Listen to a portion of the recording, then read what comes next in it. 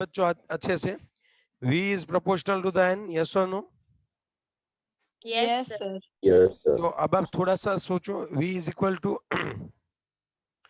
V is equal to Kn. K into N, ये तो हमें पता ही है, लेकिन इसके अलावा एक चीज हम ये बताना चाहते हैं कि अगर V is proportional to the N है तो डेंसिटी के लिए हम लोग क्या लिख सकते हैं बताओ। अगर मुझे डेंसिटी लानी है यहाँ पे तो मैं क्या लिख सकता हूँ, N की जगह में क्या लिख सकता हूँ बताओ। Now V is equal to Kn, ठीक है, और N की जगह पे वेट बाय मोलिकुलर वेट लिख सकता हूँ ना मैं, मास अपन Yes, sir. Molecular wait, yes और no? Molecular weight. Yes, sir.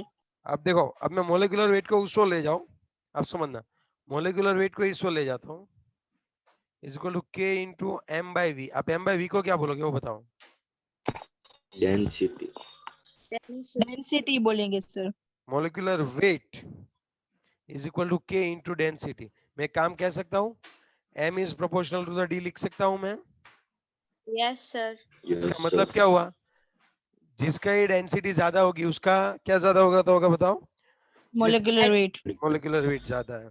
So molar mass is directly proportional to the density. Then Density. As the density of gas is more, उस gas का molecular weight भी कैसा होता होगा, ज्यादा होता होगा। ज्यादा होता होगा. एक अच्छे से समझा दो बात, H2 और N2 है तो कौन ज्यादा डेंस होगा, सोच के बताओ।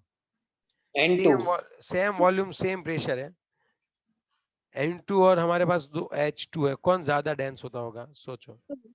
N2. And समझ में आ रही है बात, कैसे आप समझ रहे हो? yes sir. yes, कैसे? sir. ओके, मैं आपको समझाता हूँ।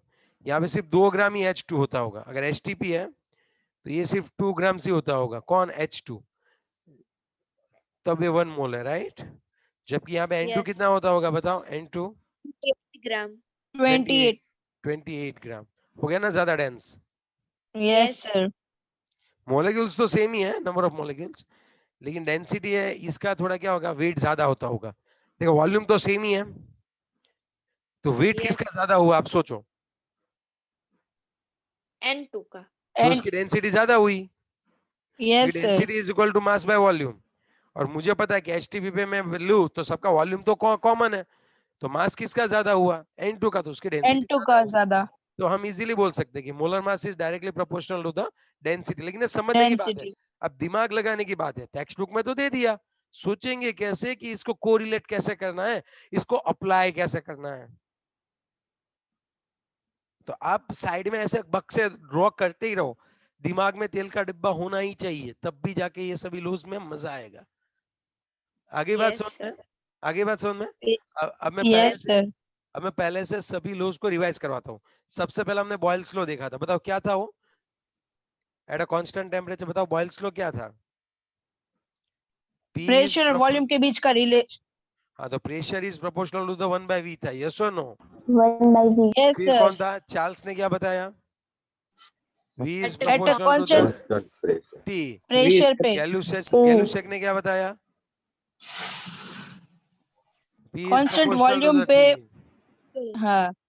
और फिर एवोगैड्रो ने क्या बताया, V is proportional to N. Volume proportional And to N. Yes और और नो। नीचे आया M is proportional to D.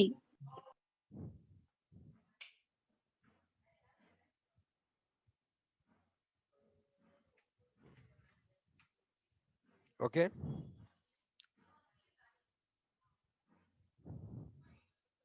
Yes और no. Yes. Yes Yes. sir. एक और लिख दो sir, M is proportional to D.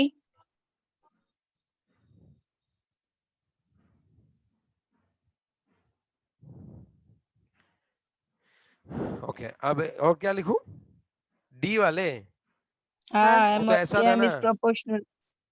Pressure is proportional to the density भी था, पहला वाला याद करो, और दूसरा अभी molar mass is proportional to the density, ये भी तो दो एक्स्ट्रा है Yes Yes. sir. डेंसिटी के ऊपर से। अब देखो, ओके, तो ये हमें थोड़ा याद रखना है, इसके ऊपर से हमें क्या करना है, दो और लॉज इकट्ठे करने हैं। चलो मैं एक बात बताऊं आपको, एक है कंबाइन, ओके, न्यू क्वेश्चन लिख दो आप, नया क्वेश्चन लिखो, जो कि लास्ट में आएगा, अभी आप समझ लो, साथ में लिखा है तो डिराइव कंबाइन गैस लो, डिराइव कंबाइन गैस लो। एक सेकेंड, हाँ,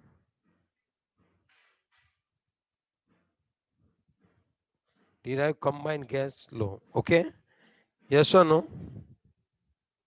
Yes, sir. गैस लो इक्वेशन, कंबाइंड गैस लो इक्वेशन, इससे थोड़ा कंबाइन करते हैं। किनको कंबाइन करना है वो मैं बता दूं। तो अब आपको जो है यहाँ पे हमें पता है कि P is proportional to the 1 by V है, yes or no? है ना? Yes. Yes. Yes, sir.